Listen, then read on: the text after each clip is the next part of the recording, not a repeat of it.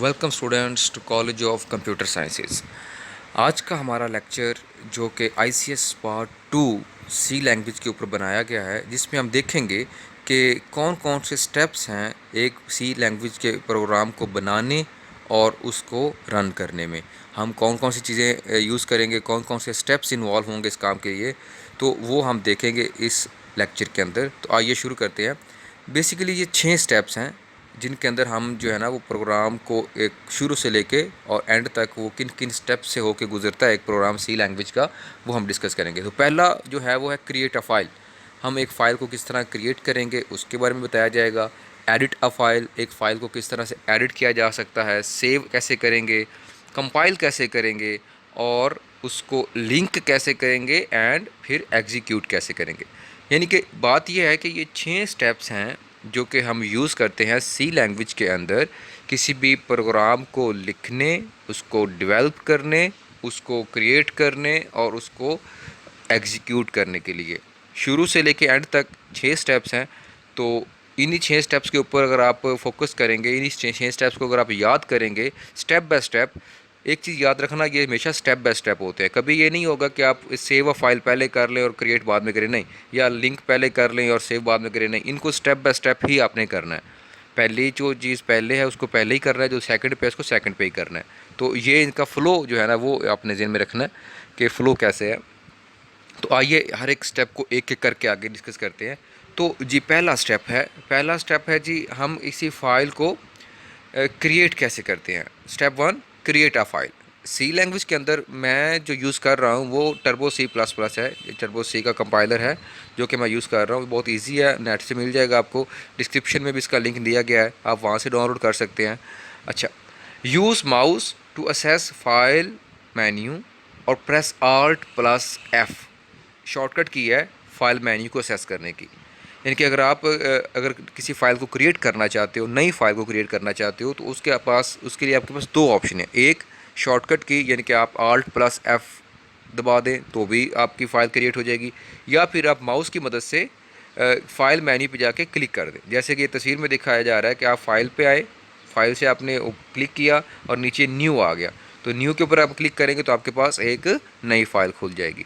ये बेसिकली तरीकाकार है किसी फ़ाइल को क्रिएट करने का, न्यू फाइल को क्रिएट करने का सी लैंग्वेज के अंदर। अच्छा, ये तो पहला स्टेप हो गया। अच्छा, अब आगे देखते हैं दूसरा स्टेप। दूसरा स्टेप क्या था, वो बच्चे था एडिट अ फाइल। किसी फ़ाइल को एडिट कैसे करते हैं सी लैंग्वेज के अंदर। इसके भी दो तरीके हैं, एक शॉर्टकट वाला और एक माउस की मदद से आप यूज़ कर सकते हो। To edit file we need to open it. एक बात तो ये ज़हन में रखो ना कि जब भी किसी फ़ाइल को आपने एडिट करना है, तो एडिट से मुराद क्या है कि वो पहले से फ़ाइल क्रिएट हुई होगी, उसमें कोई चेंजिंग्स करनी है। एडिट से मुराद चेंजिंग्स करनी है, उसमें कोई चीज़ ऐड करनी है या कोई चीज़ रिमूव करनी है, तो उसके लिए उस फाइल का पहले से मौजूद होना लाजमी है। तो इसलिए हम क्या करेंगे, इसलिए हम पहले उस फाइल को ओपन करेंगे ताकि हम उसके अंदर एडिट कर सकें, उसके अंदर चेंजिंग्स कर सकें। तो first of all we have to open that file. अच्छा, जब आपने ओपन कर ली, ठीक है, जैसे instructions are written in this step. जब ओपन करने के बाद फिर हम उसके अंदर इंस्ट्रक्शंस लिखेंगे, उसके अंदर कोई चीज़ ऐड करेंगे या रिमूव करेंगे, कोई भी हम इसके अंदर इंस्ट्रक्शंस को लिख देंगे। अच्छा, अब ओपन करना है, किसी फाइल को ओपन करना है तभी एडिट होगी। तो from the file menu we press open. File menu में जाएंगे, वहाँ से हम ओपन क्लिक करेंगे, या फिर option of the open file is press F3, या फिर हम F3 को क्लिक करेंगे। तो आपके पास वो एक locate file in open box आपके पास आ जाएगा, जहाँ से आपने उस फाइल को जिस जगह पे स्टोर किया हुआ है वो लोकेशन आपको देनी पड़ेगी। लोकेशन देने के बाद आप उस फाइल को ओपन कर लेंगे। Press okay to open located file. जब आप उस अपनी लिस्ट में से जिस फाइल को ओपन करना चाहते हो उसको सेलेक्ट करेंगे, देन आप ओके का बटन दबाएंगे तो आपकी वो फाइल ओपन हो जाएगी। फॉर एग्ज़ाम्पल, जैसे ये नीचे हमने देखा, इसमें भी देखो ये हमने फ़ाइल ओपन की। जब मैंने ओपन अ फाइल में आया फाइल, या अब मैंने F3 का बटन दबाया, तो ये मेरे पास एक ओपन अ फाइल का डायलॉग बॉक्स ओपन हुआ, जहाँ पे फाइलें पड़ी हुई हैं और मैं यहाँ पे अपनी फाइल्स को सिलेक्ट करके ये ओपन का बटन क्लिक करूँगा। ये देखिए, गौर से देखिए, नीचे लिखा हुआ है C:/bin/bin/.cpp। ये सी प्लस प्लस की फाइल है। सी ड्राइव के अंदर TC का एक फ़ोल्डर है, उसके अंदर BIN का फ़ोल्डर है, उसके अंदर ये फाइलें पड़ी होती हैं। तो वहाँ पर आपको ये फाइलें नहीं मिलेंगी। जिसको भी आपने जितनी 5, 10, 15 फाइलें जितने सेव की हुई हैं उनमें से किसी एक फ़ाइल को ओपन करना है ताकि आप उसको एडिट कर सकें, तो उसको ओपन करने के लिए आपको ये फार्मूला, ये पूरा स्टेप्स आपको फॉलो करने पड़ेंगे, तब जाके आप फाइल को ओपन कर सकते हैं। आई होप कि आपको ये समझ आई होगी। एडिट फाइल करना मतलब बेसिकली इसको ओपन करेंगे फिर उसको एडिट किया जाएगा। अच्छा, दूसरा स्टेप भी क्लियर हो गया। अब हम बात करते हैं जनाब उसको सेव करने की। फ़ाइल को आपने ओपन किया, ओपन करने के बाद उसको एडिट किया, उसको आपने एडिट शेड करके उसकी इंस्ट्रक्शंस चेंज कर दी। अब उस फाइल को सेव करना है, किसी और नाम से सेव करना है या वैसे उसी नाम से सेव करना है, कुछ चीज़ें अपडेट होने के बाद उसको सेव करना है। तो हम क्या करेंगे, तो उसके लिए भी दो तरीके हैं। To save a file we press save option from file menu. वही फाइल मेन्यू से आके हम सेव की ऑप्शन पे क्लिक कर दें या फिर हम F2 शॉर्टकट की है वो दबा दें तो आपकी फ़ाइल सेव हो जाएगी। जब लेकिन फ़ाइल सेव होने से पहले वो आपसे पूछेगा, कंपाइलर आपसे पूछेगा कि आपने इस फाइल को किस नाम से सेव करना है और किस जगह पर सेव करना है और क्या एक्सटेंशन देनी है आपने इस फाइल की। तो a dialog box appear asking the file name, extension and path. आपकी फ़ाइल का नाम क्या है, उसकी एक्सटेंशन क्या है और वो अपनी किस जगह पे स्टोर करना चाहते हैं, ये आपसे पूछा जाएगा कंपाइलर की तरफ से। तो आपने उसका बता देना है। फॉर एग्जांपल मैंने लिखा कि डी ड्राइव के अंदर माई प्रोग्राम्स डॉट सी के अंदर मेरी फ़ाइल सेव कर दो, तो ये जो कंपाइलर है वो मेरे प्रोग्राम को उसी जगह पर सेव कर देगा। जैसे मैंने बताया कि फ़ाइल मेन्यू में आके आप सेव पे क्लिक कर दें या इसकी शॉर्टकट की F2 दबा दें तो आपकी फ़ाइल सेव हो जाएगी। वो आपसे पूछेगा किधर सेव करना है, आप उस जगह का नाम बताएं, फ़ाइल का नाम बताएं, एक्सटेंशन बताएं और ओके का बटन दबा दें, आपकी फ़ाइल वहाँ पर सेव हो जाएगी। ठीक हो गया। अच्छा, अब आगे आगे दूसरा काम है। इसके बाद आएगा चौथा स्टेप जो कि है कंपाइल आ फाइल। किसी फ़ाइल को कंपाइल करना। कंपाइलर हमने पहले पढ़ा हुआ है। कंपाइलर क्या काम करता है कि आपके हाई लेवल लैंग्वेज के प्रोग्राम को ऑब्जेक्ट कोड में या ऑब्जेक्ट फाइल में आपको वो ट्रांसलेट करके देता है। तो अब हमने प्रोग्राम लिख लिया, उसको एडिट भी कर लिया, उसको सेव कर लिया। अब उस फाइल को सेव करने के बाद हम उसको कंपाइल करेंगे ताकि हमें उसकी ऑब्जेक्ट फाइल मिल सके। फ्रॉम द कंपाइल मेन्यू, अब यहाँ आपने फाइल मेन्यू में नहीं जाना, अब आपने यहाँ पे कंपाइल मेन्यू में जाना है and then press compile option. और आप उसके अलावा इसकी शॉर्टकट की Alt+F9 भी यूज़ कर सकते हैं ताकि आपकी फ़ाइल को कंपाइल किया जा सके। After compilation object file will be produced by compiler. आपका कंपाइलर आपको ऑब्जेक्ट फाइल दे देगा कब, if no syntax error exist in the code. अगर तो कोई कोड नहीं, कोई कोड के अंदर एरर वगैरह नहीं है, आपका कोड बिल्कुल करेक्ट लिखा गया है, तो आपको कंपाइलर एक नई फ़ाइल बना के दे देगा। जैसे कि एग्जांपल में माई प्रोग्राम डॉट सी, ये मैंने एक प्रोग्राम लिखा सी लैंग्वेज के अंदर, उसको मैंने सेव किया और मैंने फिर Alt+F9 दबाया तो मेरा program my program dot OBJ में कन्वर्ट होकर मुझे मिल गया। इसका मतलब क्या हुआ कि वो कंपाइल हो चुका है। इसका तरीकाकार देखो कि आप फाइल पे नहीं आए, एडिट पे भी नहीं, आप सिर्फ डायरेक्ट कंपाइल पे गए और कंपाइल पर लिखने के बाद आपने कंपाइल पे क्लिक किया या फिर आप Alt+F9 भी क्लिक कर सकते हो, तो आपका जो है वो प्रोग्राम वो सी लैंग्वेज से कंपाइल होकर ऑब्जेक्ट फाइल में ट्रांसलेट हो जाएगा। अच्छा, उसके बाद कंपाइल होने के बाद अब आगे पांचवा और छठा स्टेप इकट्ठा ही परफॉर्म होता है, लिंकिंग एंड एग्जीक्यूशन। लिंकिंग का मतलब है कि आपके पास जो फाइल थी, आपके पास ऑब्जेक्ट फाइल अब आ गई, अब उसके साथ लिंकिंग का अमल होगा। लिंकिंग से मुराद उसके अंदर आप कुछ चीज़ें ऐड करोगे, उसके साथ किसी फाइलों को लिंक करोगे। When the file is executed linking is automatically performed and .exe file is created and also loaded into the memory। यानी कि जब आप कंपाइल कर लेते हो तो आपकी फ़ाइल एग्जीक्यूटेबल फाइल जनरेट हो जाती है। तो अब जनरेट होने के बाद हम उसको लिंक करेंगे और ये काम ऑटोमेटिकली परफॉर्म हो जाता है किसके ऊपर, .exe फाइल के ऊपर, और वो आपकी मेमोरी के अंदर लोड भी कर दी जाती है ऑटोमेटिकली।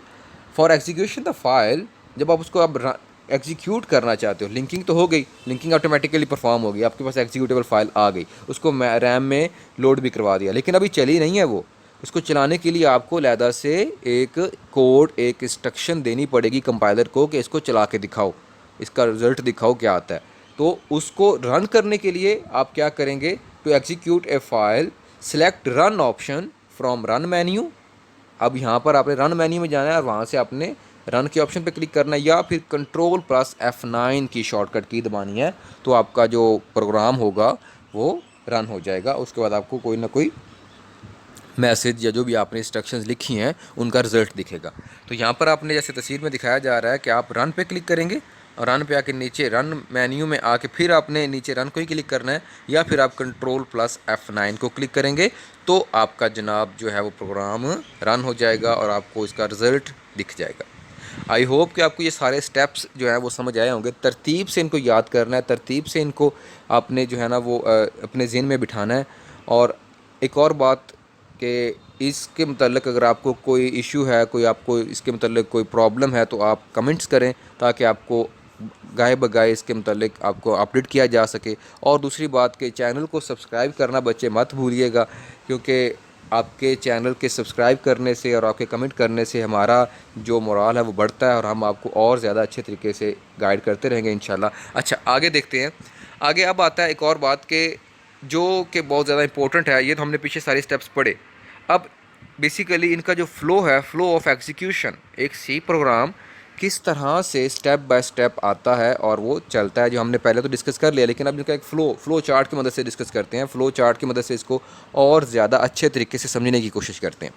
अच्छा, अब सबसे पहले क्या होता है जी, सबसे पहले the user write down the program and save it as source file. सबसे पहले हमने प्रोग्राम लिखा, हमने ओपन किया, उसको स्टोर किया, उसको हमने मतलब प्रोग्राम बना लिया, उसकी हमने सोर्स फाइल किसी भी लैंग्वेज में C++, जावा, HTML, कोई सी भी प्रोग्रामिंग लैंग्वेज हमने यूज़ की और उसके बाद हमने एक सोर्स फाइल बना के रख ली। हमारे पास सोर्स फाइल आ गई। अब वो सोर्स फाइल हम किसको देंगे? Compiler attempts to translate the source program. Compiler आपके उस सोर्स प्रोग्राम को ट्रांसलेट करने की कोशिश करेगा दूसरे स्टेप पे उसको ट्रांसलेट किया जाएगा कंपाइलर की मदद से। अगर कंपाइलर को कोई एरर्स नज़र आए, आपके सिंटैक्स एरर वगैरह इस तरह की चीज़ें नज़र आ गई आपके प्रोग्राम के अंदर, तो वो आपको उन एरर्स की लिस्ट दे देगा, लिस्ट ऑफ एरर्स। तीसरा स्टेप वो आपके पास नज़र आ गया, कंपाइलर ने एरर्स निकाल के दे दिए। अब user correct syntax errors, user क्या करेगा? यूज़र उन एरर को ठीक करेगा एंड रिवर्स सोर्स फाइल, और दोबारा से उस सोर्स फाइल को वापस भेजेगा कंपाइलर की तरफ।